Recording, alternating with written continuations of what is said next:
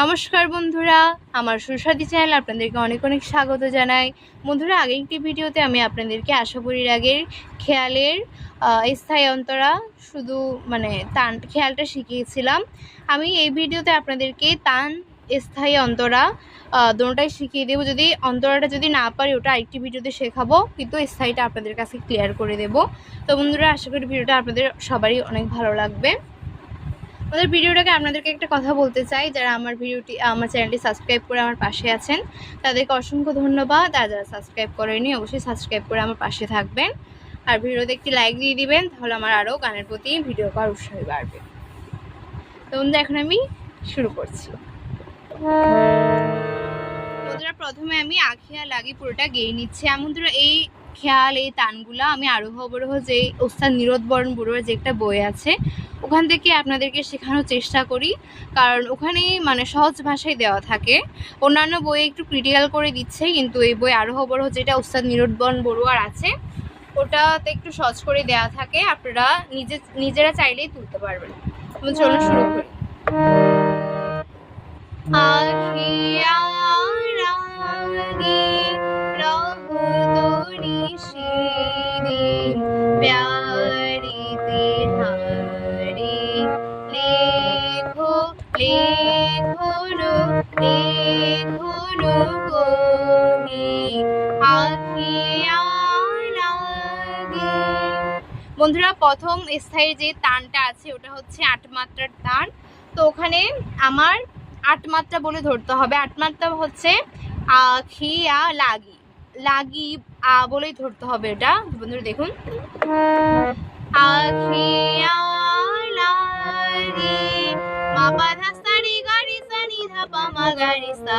বন্ধুরা এভাবেই ধরতে হবে, আখিয়া লাগি মা পা ধা সা রে গা রে সা নি ধা পা মা গা রে সা। বন্ধুরা, এই তানগুলা অর্ধেক অর্ধেক করে তুলতে হয়, তারপরে সহজে তোলা যায়। পুরোটা তুলতে গেলে কি হয়, একটা তান মিসিং হয়ে যায় ওখান থেকে। এভাবে মা পা ধা সা রে গা রে সা আ। বন্ধুরা, যখনই আপনারা তান স্বরলিপি দিয়ে করবেন তখন একবার গেয়ে নেবেন, তারপর আলাপ দিয়ে একবার গাইবেন, তাহলে দেখবেন সুরটা ওই জায়গায় আলাপটা লাগছে। মা পা ধা সা রে গা রে সা নি ধা পা মা গা রে সা আ।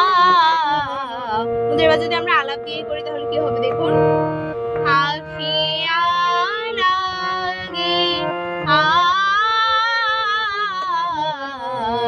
বন্ধুরা, আলাপটা এখানেই শেষ। এবার বন্ধুরা, এটা হচ্ছে এবার 12 মাত্রার টান। 12 মাত্রার টান যেহেতু এটা আমার 4 মাত্রা বলে ধরতে হবে। 4 মাত্রা বলতে আখিয়া আখিয়া বলেই ধরতে হবে। দেখুন, আখিয়া সা গা রে সা নি ধা পা মা পা ধা সা রে সা নি ধা পা মা পা মা রে সা ধা পা মা পা গা রে সা। এটা আরেকবার দেখুন, সা গা রে সা আ সা গা রে সা নি ধা পা মা পা ধা সা রে সা নি ধা পা মা পা গা রে সা আ। এভাবে এটা ধরতে হবে। এবার আরেকটা তান আছে, সেটাও 12 মাত্রা, সেটা দেখিয়ে দিচ্ছি। আখিয়া মা গা রে সা রে মা পা নি ধা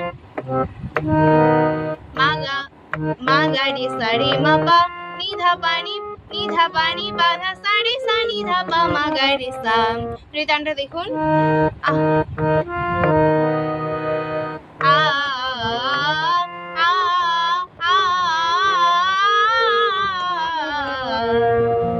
এভাবেই ধরতে হবে। এবার বন্ধু, আর যেটা তান আছে এটা হচ্ছে 16 মাত্রার তান। এটা পুরোটাই আখিয়া লাগি রহত নিশিদিনও বলে ধরতে হবে। আখিয়া লাগি রহত নিশিদিন সা রে মা রে মা পা ধা সা রে গা রে সা নি ধা পা মা পা ধা সা রে সা নি ধা পা মা গা রে সা। এটা হচ্ছে 16 মাত্রার তান। দেখুন, সা রে মা পা ধা সা আ রে গা রে সা নি ধা পা মা আ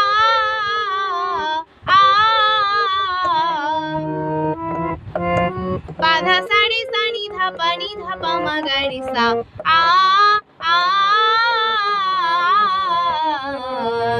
এটা এভাবে হচ্ছে। এরপরের তানটা দেখুন, আখিয়া লাগে রহদরি শিরিন, সারে মা পা মা, সারে মা পা মা গা রে সা গা রে।